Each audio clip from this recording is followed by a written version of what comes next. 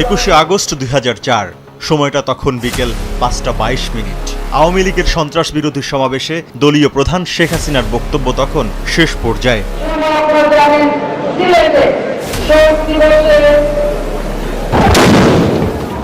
হঠাৎ বিকট শব্দে কেঁপে ওঠে বঙ্গবন্ধু এভিনিউ। মাত্র 1.5 মিনিটে পরপর বিস্ফোরিত হয় 11টি গ্রেনেড। পুরো সমাবেশের স্থল জুড়ে তখন গগনবিদারী চিৎকার, ভয়, আতঙ্ক, আর্তনাদ। শান্তির সমাবেশকে ঘিরে কোলাহলপূর্ণ বঙ্গবন্ধু এভিনিউ মুহূর্তেই পরিণত হয়েছিল বীভৎস মৃত্যুপুরীতে। গ্রেনেডের হিংস্র দানবীয় সন্ত্রাস আক্রান্ত করে মানবতাকে। রক্তঝড়ের প্রচণ্ডতায় মলিন হয়ে গিয়েছিল পুরো দেশ। হিংস্র সাপদের ভয়াল ছোবল থেকে দলীয় প্রধানকে বাঁচাতে মানবঢাল তৈরি করে নেতাকর্মীরা।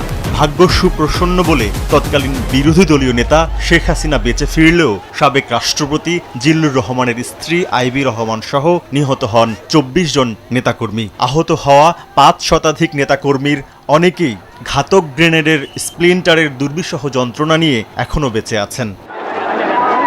মৃত্যু, ধ্বংস, রক্তস্রোতের সেই ভয়ঙ্কর বিভীষিকাময় রক্তাক্ত 21শে আগস্ট।